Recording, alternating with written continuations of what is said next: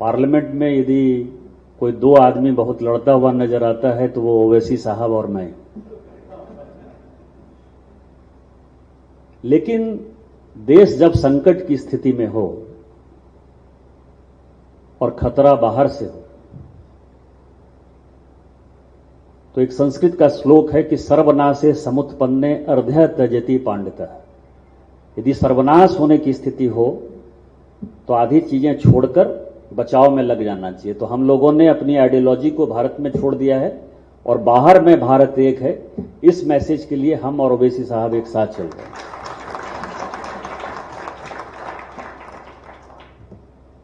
दो तीन चीजें हैं, बहुत लंबा जितना बोलना था वो हमारे टीम लीडर बोल चुके हैं। सबसे पहले तो आप यहां क्यों? भारत 140 करोड़ लोगों का देश है, एस्पिरेशनल भारत है, लेकिन 27 लाख लोग सऊदी अरब में क्यों हैं? शायद वहां भारत में आज से 10 साल पहले 15 साल पहले संभावनाएं नहीं थी, क्योंकि मैं कल से लेके परसों से लेके जब भी लोगों से मिला हूं खासकर गल्फ में, तो कोई जैसे डॉक्टर साहब बता रहे थे कि वो 40-50 साल पहले आए, कोई 30 साल पहले आए, कोई 25 साल पहले आए। आज ही मैं कुछ लोगों से बात कर रहा था, वो कह रहे थे कि आने वाले लोगों की संख्या थोड़ी घट इसलिए रही है क्योंकि भारत में ही उनको संभावनाएं दिखाई दे रही है। लेकिन आप आए, आपने नाम कमाया और आप जो कुछ भी कमा रहे हैं, एक तो अपना इज्जत कमा रहे हैं इस देश में, और जो पैसा कमा रहे हैं वो भारत को दे रहे हैं, जिसमें भारत की इकोनॉमी दिन प्रतिदिन मजबूत हो रही है। इसमें आप लोगों का बड़ा योगदान है। लेकिन दो चीजें हैं जो प्रश्न आपने पूछा हमसे।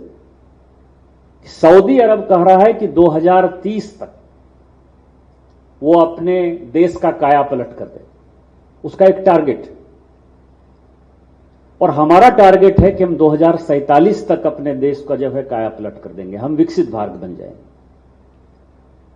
और कैच वही है, अपना जो काम है, प्रमुख काम है, वो यही है कि हम जब तक सऊदी अरब में हैं तब तक सऊदी को 2030 तक कैसे आगे जाना है और उसके आगे जाने का रास्ता क्या है, और 2047 में यदि भारत को आगे जाना है, विकसित भारत बनना है, माननीय मोदी जी के विजन को लागू करना है, तो उसको कैसे करना है। और उसमें सऊदी अरब और भारत दोनों को एक दूसरे की आवश्यकता है।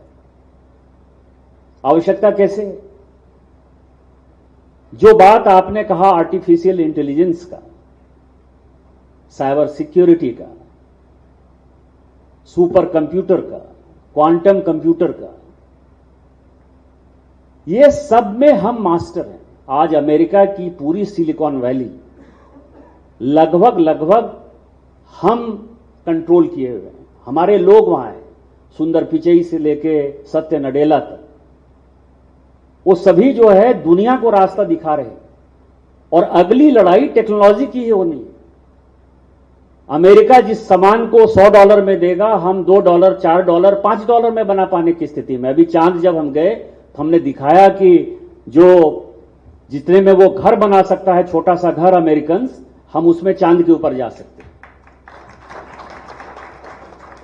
और आपका काम यही है और हमारा काम यही है कि सऊदी अरब को 2030 का रास्ता यदि दिखाना है तो उसको यह दिखाना है कि भारत में जो लोग मौजूद हैं, उनके पास जो ब्रेन है, उनकी कंपनियों में जो ताकत है, वो सऊदी अरब अपने लिए यूज करे।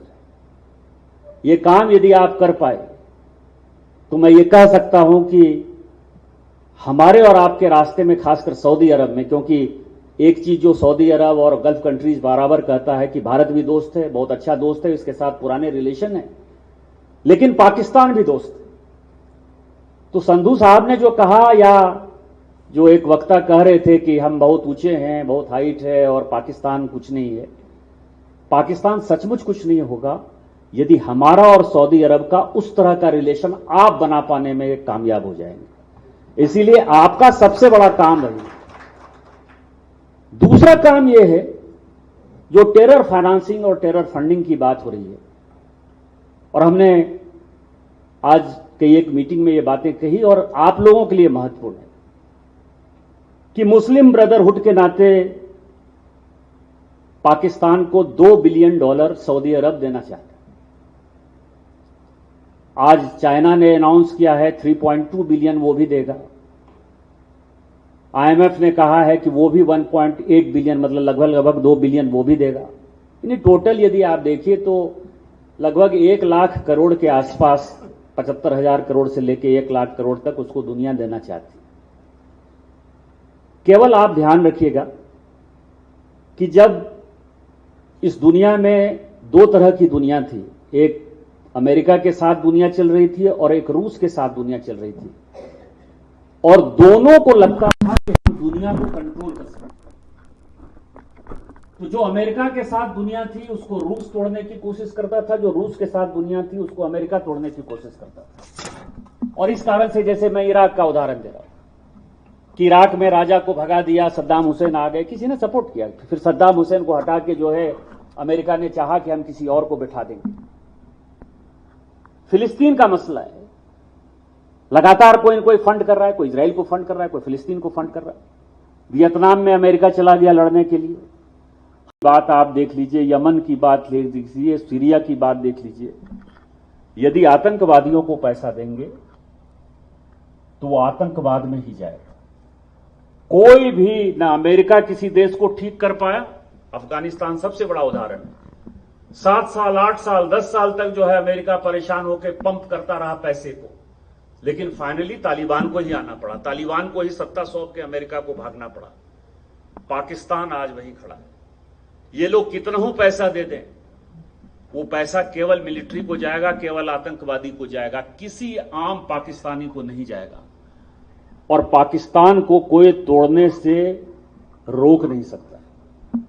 मैं हमेशा कहता हूं, माननीय मोदी जी भी भगवान के भक्त हैं, कि उसने जो पहलगांव की घटना की है ये उसकी अंतिम घटना है।